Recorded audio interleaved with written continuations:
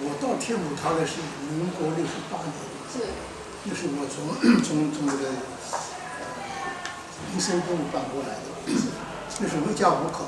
我搬来的时候正好是刚刚开始，礼拜天有中文弥撒，早上7点钟一摊，跟9点钟一摊。那是正化民生从市民堂调过来到这边，到这来住这两台弥撒。那本来是礼拜天只有一台英文弥撒，10点钟是办英文是不做的，所以那时候中国教育很少。那我们来了以后，那么政治部讲，你们一家5口，下礼拜开始往9点钟弥撒。我问他为什么，他就因为现在9点钟女人往弥撒很少的，这几个人，我们来众人数。从那时候开始，我们就一直在天母堂弥撒。但是那个时候，我们的是真的很凄惨，又没有人弹琴，也没有人唱歌，就是这样子。那后来我想这也不行，所以后来我太太就带跟我大女儿，我大女儿弹琴，我太太唱歌，就开始组织那个圣咏团开始。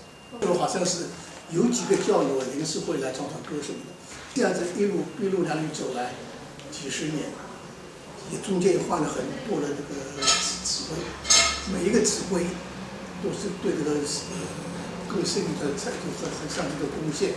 到现在傅老师在指挥嘛。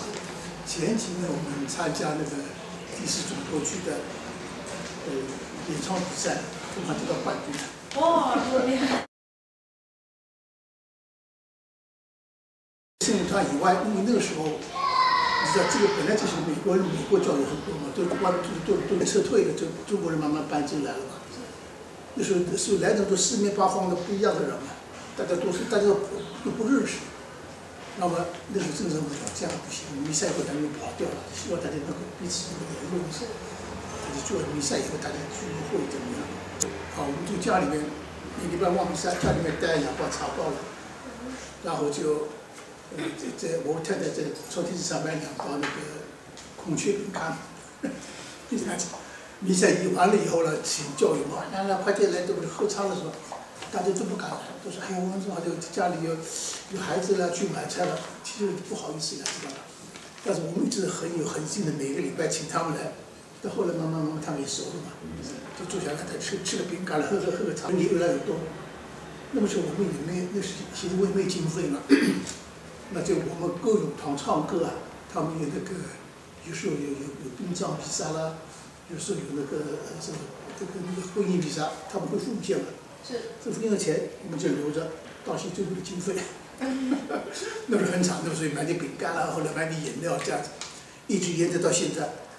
因为现在的早餐会多知道。对。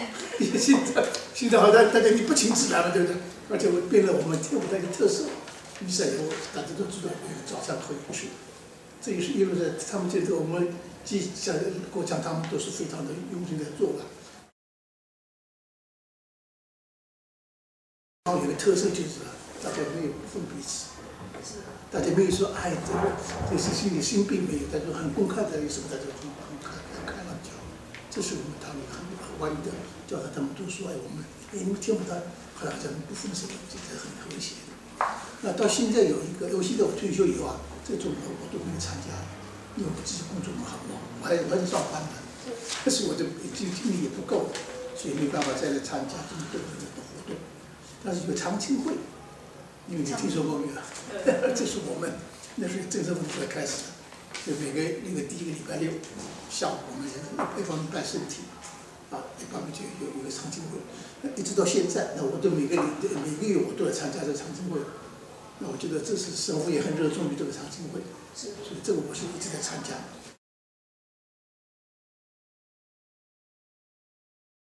像郑神父是一位老神父，真的有很好的一位老神父，他非常节省，好几次他到外面去在主教会所开会，郑化民，然后郑成功的郑化民，他就是从主教公所开会回来，我看到他坐的公车回来，那时候公车坐着很高的，一路跳下来，哇！快到我担心他，哎，这时候你为什么不坐计程车呢？他讲，钱先生，这个钱是教育给我的，我不能随便用。是非常非常那个折磨的这种刻苦的。那么他早晚的中午吃饭什么都很简单。是。中午还好了，晚上吃2片起司跟面包，再跟咖啡就这样。是。这是非常令我非常敬爱的一个师傅。然后文生过来以后，那文生他年纪比较轻。是。他没到大陆去过，在台湾，那他又是另外一种不同的一个，他跟我们教育会打成一片。是。我们记得在1996年，我们第一次这些教会第一次，台湾天母第一次办这欧洲朝圣，我们到意大利，因为我儿子在意大利念书嘛，我就看他。意大利，然后到荷兰，这个家里面去，是，他们家里面招待我们很好，然后在荷兰到法国去朝圣再回来，我们十分的了解，我说他有家庭是的，他是农家子弟，他其兄弟非常的，但非常彼此非常关心，非常有爱，这个家庭和谐的话，一定会出很好的子弟，所以这是个很重要的问题，所以我对我们这个人各个方面我是非常钦佩的。比如说，我们在开会吃饭。一个电话来了，有教育员要那个饭都不吃，马上就去了。所以这是他非常关心的事情。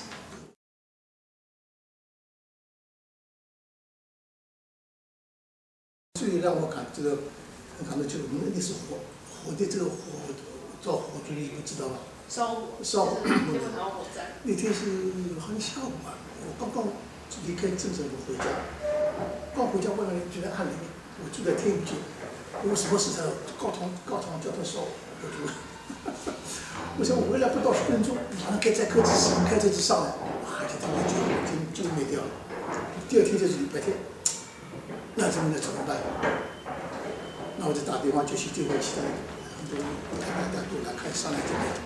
我们第一步先把那个教堂的柜灯搬出来，再把它下面。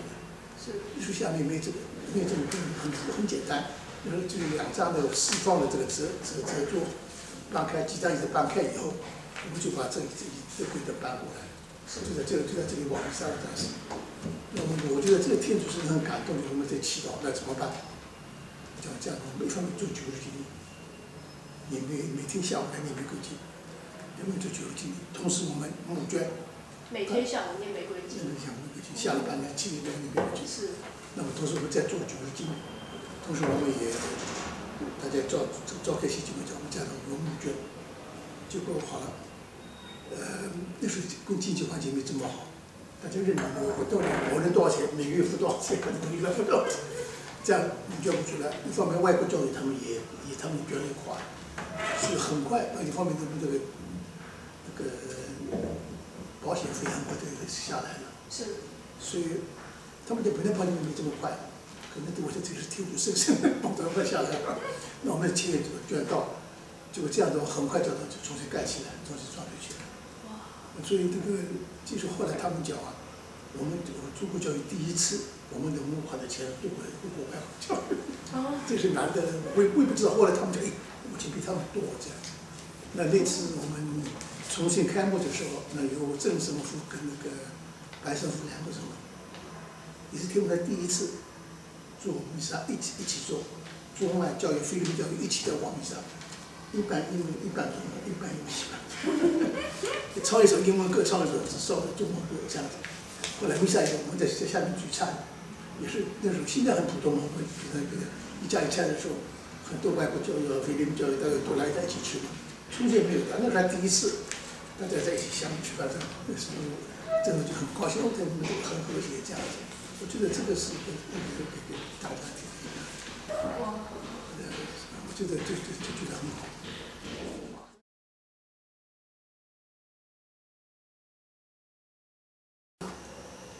我也常常那时候我也跟各位分享过了，我的这个圣堂是我们的家。就是我们要好像每个礼拜天来主持弥撒，平常走过这个圣堂的话，或者也可以进来拜个身体，有身体，耶稣就在里面，他是很希望看到我们的子弟去给他问候一下，是不是？但是很多人都你们礼拜天外面够，对，其实不够的。但是你必须今天走过我们的进来拜个身体。有一次我在哪里？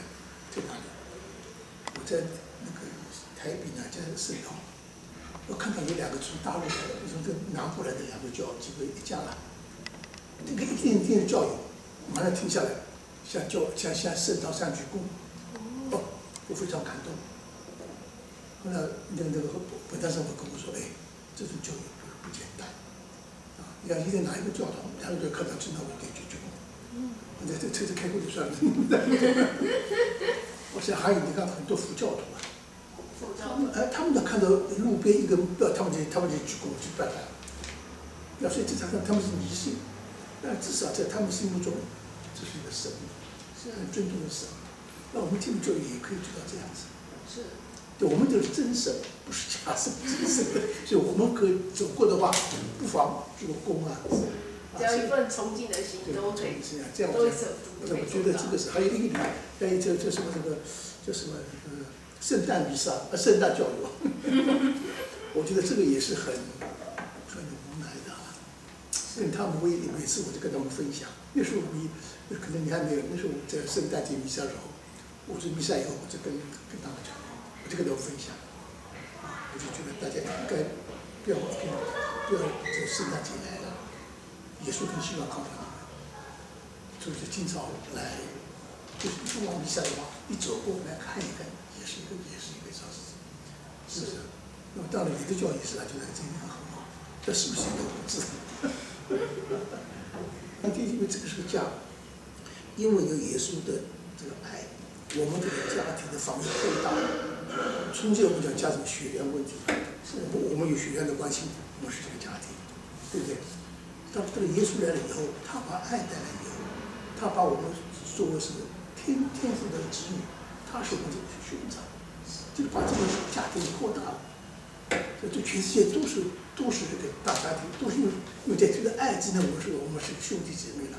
是。对，所以在这个是把这个范围扩大，所以我们对我们的兄长，对兄在这个在圣堂里面，他也要看到我们希望他来看我们，看他，就进来看他一下。